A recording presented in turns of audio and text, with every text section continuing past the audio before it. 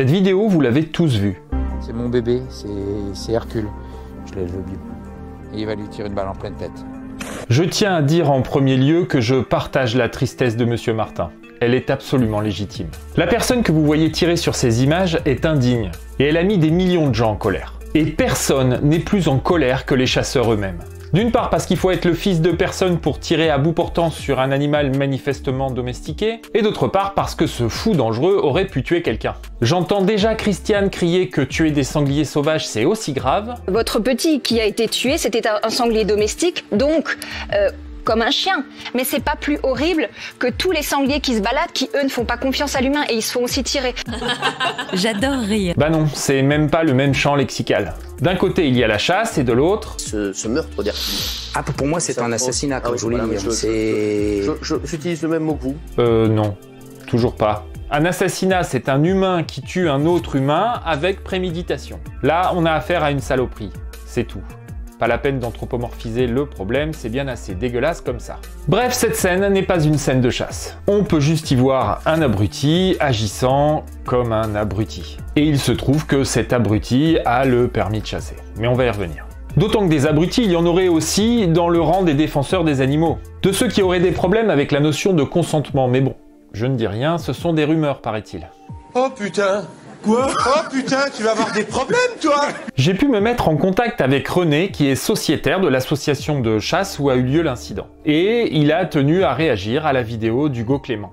Bonjour, on se trouve à l'endroit précis où Hercule, le sanglier de Monsieur Martin, a été abattu. Alors on peut pas qualifier de chasseur l'homme qui a fait cet acte, étant donné les conditions qui ont été faites. Je tiens à rassurer quand même tout le monde, cette personne a été immédiatement expulsé de notre chasse, avec interdiction formelle d'y revenir.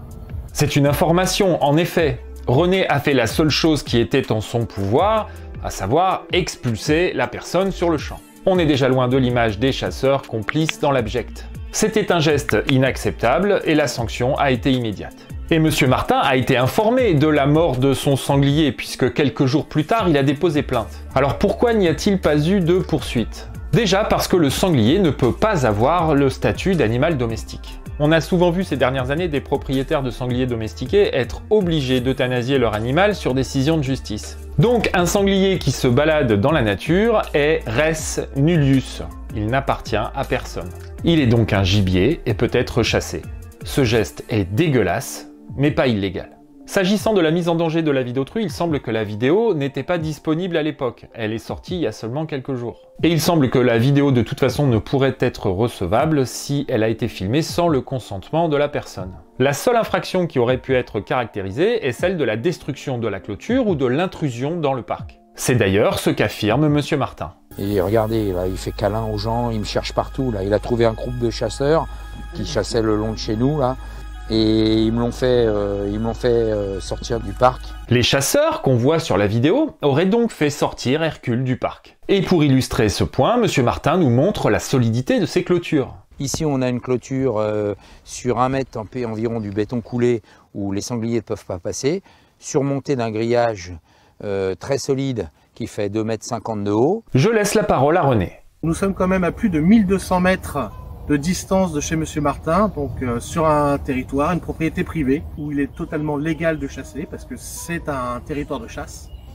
Et en aucun cas, cela n'était du braconnage. Vous pensez bien que tous les chasseurs en gilet orange avec des tabourets ne partaient pas braconner dans le parc de Monsieur Martin. C'est un moment difficile parce que c'est encore une source pour salir les chasseurs.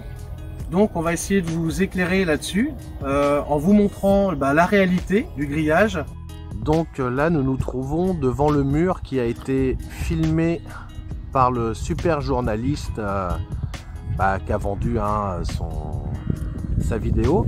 Donc quand nous continuons, en fait, nous pouvons apercevoir le portail. Et après, ah tiens, ce n'est plus un mur en béton, ce n'est plus qu'un grillage avec des morceaux de tôle. Ah, ça c'est quand même déjà plus un mur infranchissable. Voici les photos que René m'a envoyées et qu'il a prises lui-même. Je vous laisse apprécier la tenue de l'ensemble. Sachez que Monsieur Martin, on lui a proposé plusieurs fois de lui fournir des tôles gratuitement pour qu'il puisse renforcer son grillage afin que les animaux ne s'échappent pas de son parc. Ceux qui connaissent les sangliers savent que ce genre de clôture ne peut en aucun cas empêcher un sanglier de sortir s'il l'a décidé. Voilà, j'espère que ce point est clair pour tout le monde. Mais clairement, venir expliquer que les chasseurs qu'on voit sur la vidéo ont fait sortir Hercule du parc pour pouvoir lui tirer dessus, quand on connaît l'état de la clôture, c'est une conclusion pour le moins rapide. Un petit big up à l'équipe de tournage d'Hugo Clément, qui n'a pas pu ignorer l'état de la clôture, mais qui s'est bien sûr dirigé vers celle qui correspondait à la belle histoire qu'il souhaitait raconter. Ok. On résume ce qu'il s'est passé. Un matin, René et son équipe de chasseurs se dirigent vers l'endroit où aura lieu la chasse, quand ils tombent sur Hercule, un sanglier apprivoisé qui s'est vraisemblablement échappé de son enclos et qui cherche leur contact. Un des chasseurs sort alors son téléphone et filme cette scène pour le moins cocasse. Soudain, un autre épaule son arme et abat l'animal au mépris des règles élémentaires de sécurité. Voilà, c'est une scène abjecte qui est le fait d'un taré qui ne devrait plus jamais pouvoir tenir une arme entre ses mains. Mais ça, c'est le rôle des autorités, pas celui des chasseurs. Mais revenons à la vidéo d'Hugo Clément. Monsieur Martin témoigne du fait que des braconniers viennent régulièrement tuer ces animaux. Ça fait 25 ans qu'on est là, ça fait 25 ans qu'on nous tire des animaux. Donc c'est récurrent, c'est tout le temps la même période.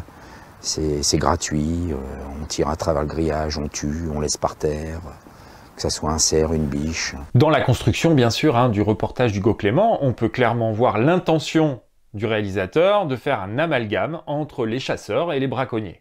Oui, évidemment. Tout ça sert à servir un dogme, donc il faut construire une jolie petite histoire qui va aller dans le sens de ce qu'on veut faire. On écoute la réponse de René. Voilà, donc nous dénonçons ce genre d'attitude qui est complètement aberrant. Nous, derrière nous, il y a toujours des gens qu'on appelle les ratenteux, qui n'ont pas de territoire de chasse, qui envoient des balles n'importe comment. On se plaint régulièrement. L'année dernière, ils ont été verbalisés plusieurs fois. Nous sommes aussi victimes, autant que M. Martin, de ces braconniers qui viennent chez nous sans cesse mettre des pièges, lancer des chiens, essayer de tuer des animaux la nuit. C'est récurrent et fatigant. C'est vrai que c'est un problème majeur dans ce secteur-là. Maintenant, j'ai confiance en la gendarmerie. Je sais que eux feront leur enquête et j'espère bien que les gens qui font ça seront punis. Parce que comme le dit M. Martin, c'est des actes gratuits et qui sont en aucun cas des actes de chasse. Les chasseurs sur place en appellent aux autorités. Nous en appelons aux autorités. Nous ne voulons pas des braconniers, nous ne voulons pas des salopards qui donnent une image révoltante de la chasse. Parce que bien sûr, Clément et ses potes s'en donnent à cœur joie, relayés par des médias en quête de clics faciles. Vous croyez vraiment que ça amuse les chasseurs? Vous croyez qu'on n'est pas révolté par les images et l'instrumentalisation qui en est faite? Monsieur Martin a eu affaire à la justice parce que ces animaux étaient en surpopulation. Et que certains d'entre eux se sont échappés et occasionné de nombreux dégâts sur la commune. Je vous mets toutes les sources en description. Hugo Clément, n'écoutant que sa rigueur journalistique légendaire, s'est empressé de ne rien dire du tout. Bien entendu, pour ne pas gâcher sa petite entreprise de propagande. J'ai 28 ans de permis. Je n'ai jamais été contrôlé. Pas une fois. Je vous le dis, les chasseurs attendent plus des autorités. Nous demandons à ce que les contrôles se généralisent et que les manquements soient sévèrement sanctionnés. Comment se fait-il qu'une équipe de braconniers sévisse depuis tant d'années sur les terres de Monsieur Martin? Parce que moi je suis sûr qu'il suffit d'aller à la maison de la chasse, de poser 2-3 questions et l'enquête devrait se terminer assez rapidement. Nous ne pouvons pas être tenus responsables, systématiquement lynchés par les médias et l'opinion publique, à chaque fois qu'un abruti fait n'importe quoi. Nous demandons aux autorités d'organiser une vraie police de la chasse, présente sur le terrain, qui verbalise les contrevenants et qui retire le permis de chasser quand c'est nécessaire.